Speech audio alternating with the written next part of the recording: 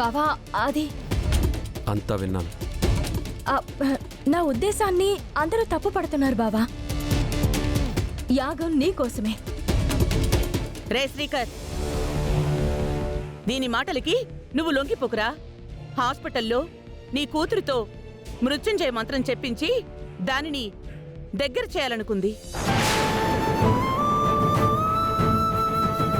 ఇప్పుడు యాగం రోగం అని చెప్పి నీకు దగ్గరవ్వాలనుకుంటుంది.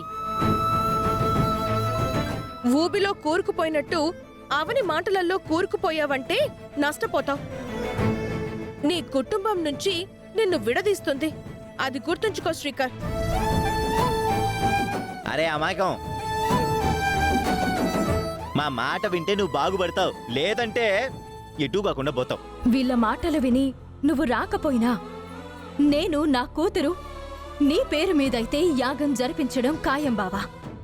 ఆ తర్వాత నీ ఇష్టం.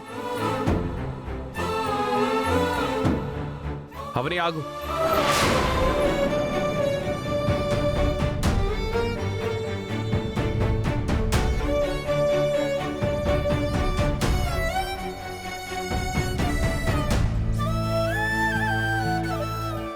యాగం ఏర్పాట్లు చేసుకో.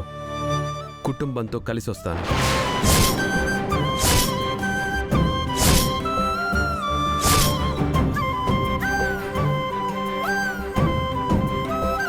కుటుంబం రాకపోతే నేనొక్కడనే వస్తాను.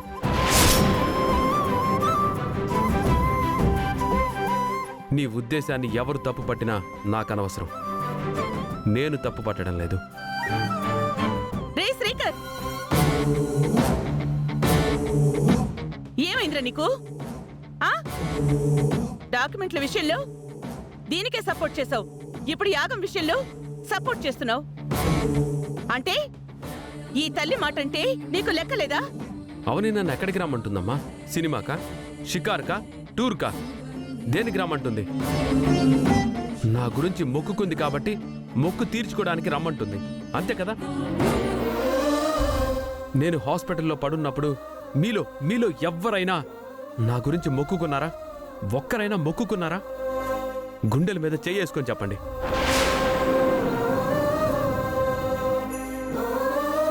తల్లి, అక్క, అన్న ఎవ్వరు నా గురించి మొక్కుకోలేదు.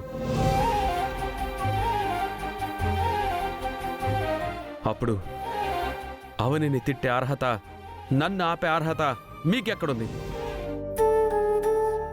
నా క్షేమం గురించి ప్రయత్నం చేస్తున్న ఈ మనిషి గురించా మీరు తప్పుగా మాట్లాడుతున్నారు? అవని, గుడిలో నీ ఏర్పాట్లు నువ్వు చేసుకో, నేనొస్తాను. థ్యాంక్స్ బావా. మీరందరూ కూడా వస్తే సంతోషపడతాను.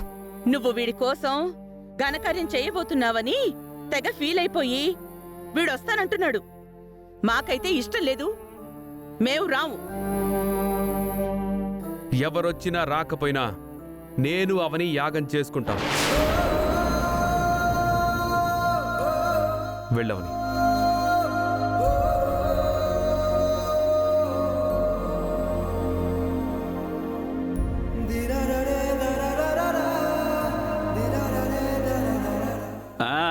మనం కూడా వెళ్తాం, ఆ నమ్మకం నాకుంది.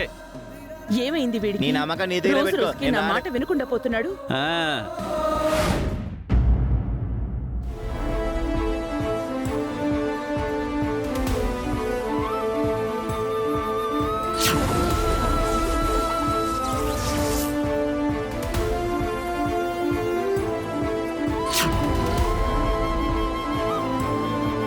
చెప్పు మాయా. పెనమ్మి నుంచి పొయ్యిలో పడినట్టు ప్రతి సామెత మనకి సరిగ్గా సరిపోయేలా ఉంది. ఏమైంది? ఎందుకంత నిరాశతో మాట్లాడుతున్నావు? బ్రతుకు మీద ఆశలు సన్నగిల్లుతున్నాయి. ఎందుకంత వైరాగ్యం? నువ్వు పల్లెటూరుకి వెళ్ళి రోజుకొకడిని చంపుతున్నావు. చివరికి ఆ శవాల కోటలోకి చేరుకున్నావు. అక్షయ్యను అక్కడికి రప్పిస్తాను అని చెప్పి రకరకాల ప్రయత్నాలు చేస్తున్నావు. చెయ్యకుండా చేతులు కట్టుకుని కూర్చుంటే అవ్వదు కదా మరి. కానీ ఇక్కడ ఏం జరుగుతుందో తెలుసా? ఏమైంది? నేను అవని ఇంటికి, వేదవతి ఇంటికి దూరంగా ఉంటున్నా అక్కడ జరుగుతున్న ప్రతి విషయాన్ని నేను తెలుసుకుంటున్నాను. తెలుసుకోవడం మంచిదే కదా. బదులుగా మనం ఏం చెయ్యాలో మనకో ప్రణాళిక ఉంటుంది.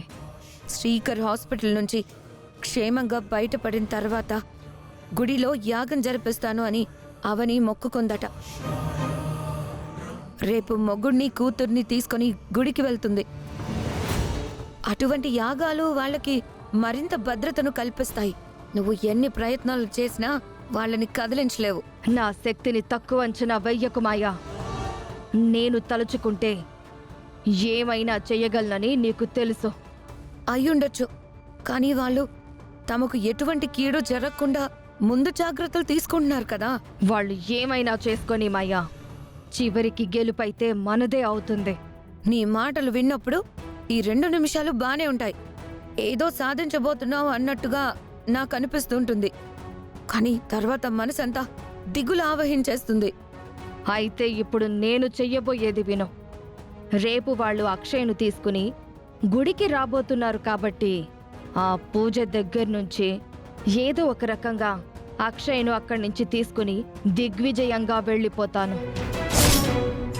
ఏవన్నా? నువ్వు కరెక్ట్గానే విన్నావు. పూజలో వాళ్ళు నిమగ్నమయ్యున్న సమయంలో వాళ్ళ కళ్ళను మోసం చేసి అక్కడి నుంచి అక్షయ్ను మాయం చేస్తాను.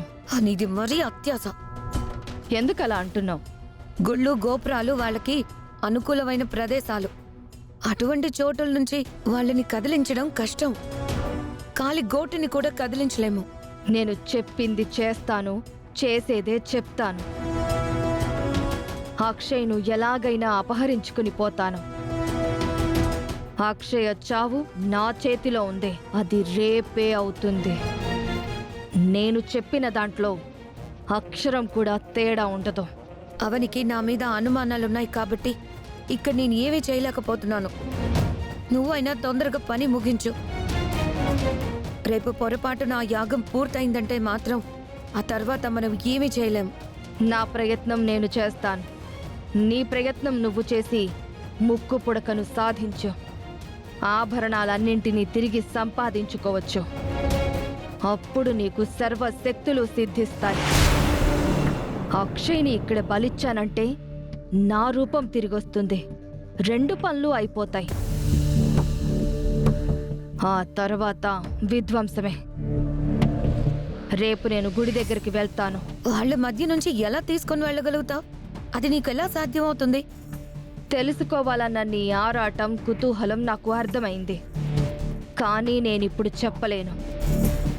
జరగవలసింది అక్కడ జరిగిపోతుంది. రేపటి వరకు ఎదురు చూడు.